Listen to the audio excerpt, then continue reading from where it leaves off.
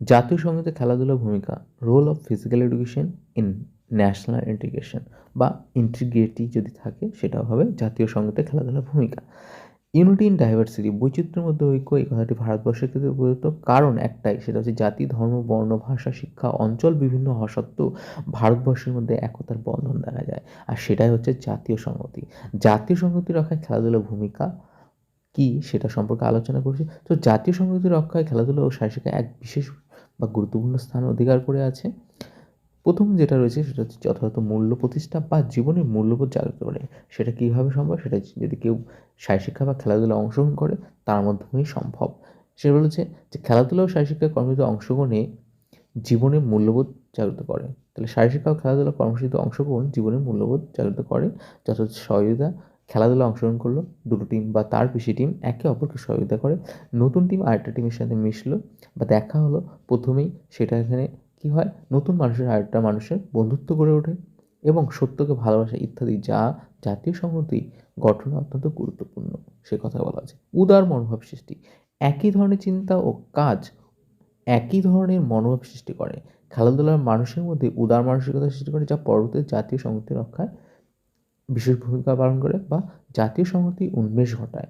একই ধরনের কাজ, একই ধরনের খেলা হচ্ছে, একই রুলস রেগুলেশন সেখানে শেখানো হচ্ছে, তার ফলে কী হচ্ছে, তাদের মনে কী হচ্ছে, উদার মানসিকতার সৃষ্টি হচ্ছে, সব কিছু মেনে নেওয়ার প্রবণতা তৈরি হচ্ছে। সেই জন্যই বলা হয়েছে উদার মনোভাবে বৃদ্ধি করে খেলাধুলা বা শারীর শিক্ষা। নেক্সট হচ্ছে সাম্প্রদায়িক ভেদ দূরীকরণ। বিভিন্ন সম্প্রদায়ের, বিভিন্ন ধর্মের, বিভিন্ন ভাষার মানুষ আছে, কিন্তু যখন তারা খেলাধুলায় অংশগ্রহণ করছে বা শারীর শিক্ষায় বিভিন্ন কর্মসূচিতে অংশগ্রহণ করছে, সেই সমস্ত জাতিভেদ, বর্ণ, ভাষা, উঁচু নিচু যে জাতি, সেই সমস্ত কিছু ভুলে যায় এবং তারপরে কী হয়, বিভিন্ন সম্প্রদায় পরস্পর পরস্পরের কাছে একীভূত হয় এবং সহজেই তারা খেলায় অংশগ্রহণ করে। সেখানে একটাই জিনিস থাকে, সেটা হচ্ছে খেলাধুলায় যে পার্টিসিপেট করবে এবং যে লক্ষ্য হচ্ছে গিয়ে ভালো খেলা প্রদর্শন করবে এবং উইন হওয়াটাই মেন লক্ষ্য। জাতিভেদ ভুলে যায় বা উঁচু নিচু যে বর্ণভেদ আছে, ধর্মভেদ আছে, এগুলো সমস্ত কিছু ভুলে যায়। তাই বলেছে সাম্প্রদায়িক ভেদ দূরীকরণ কোথায় সম্ভব? একমাত্র খেলাধুলায়, যে কোনো খেলা হতে পারে।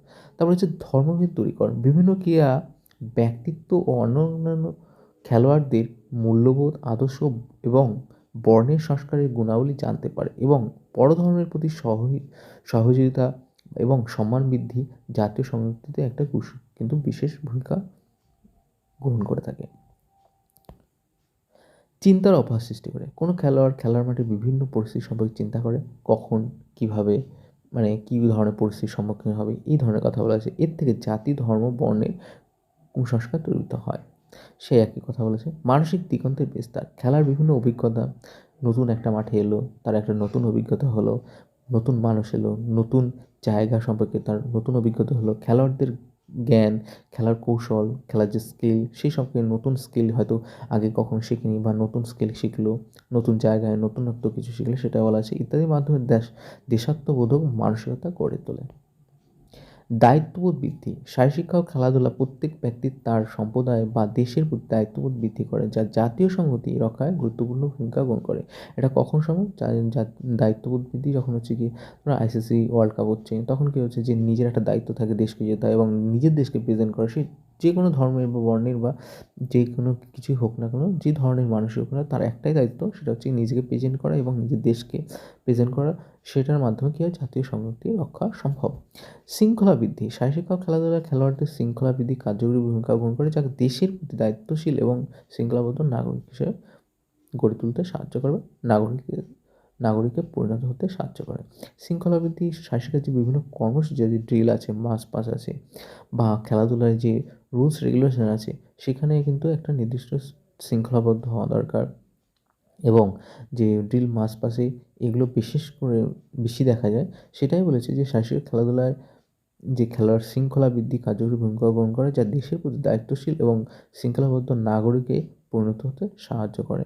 সামাজিকতা মনোভাব বৃদ্ধি, খেলাধুলায় অংশগ্রহণ মানুষকে সমাজের বিভিন্ন শ্রেণীর মানুষের সঙ্গে সহযোগিতার মনোভাব বৃদ্ধি করে, যা সমাজের বিভিন্ন সমস্যা সমাধানে এবং সামাজিক বোঝাপড়ার ক্ষেত্রে গুরুত্বপূর্ণ ভূমিকা গ্রহণ করে।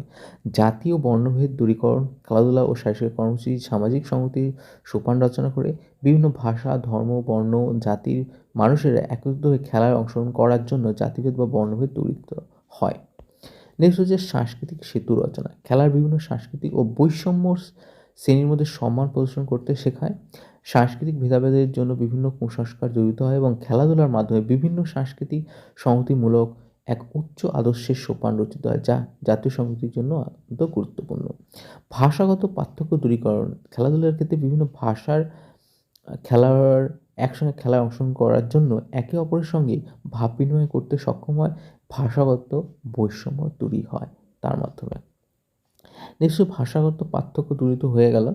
নেক্সট জাতীয়তাবোধের জাগরণ। দলগত খেলার ক্ষেত্রে দলের অংশগ্রহণকারী খেলোয়াড় বিভিন্ন প্রদেশের বিভিন্ন জায়গা থেকে এসে, তাই বলেছে বিভিন্ন প্রদেশ, বিভিন্ন জাতি এবং ধর্মের হওয়া সত্ত্বেও দলের জন্য আপ্রাণ চেষ্টা করে। বিশেষত জাতীয় দলের ক্ষেত্রে দেশের প্রতি ভাবনা, জাতীয়তাবোধের জাগরণ ঘটায়। এটা বলেছি যে বিভিন্ন ধরনের যে ন্যাশনাল যে গেমসগুলো হচ্ছে সেক্ষেত্রে কিন্তু এটা বেশি দেখা যায়। তাই বলেছে জাতীয়তাবোধের জাগরণ ঘটে।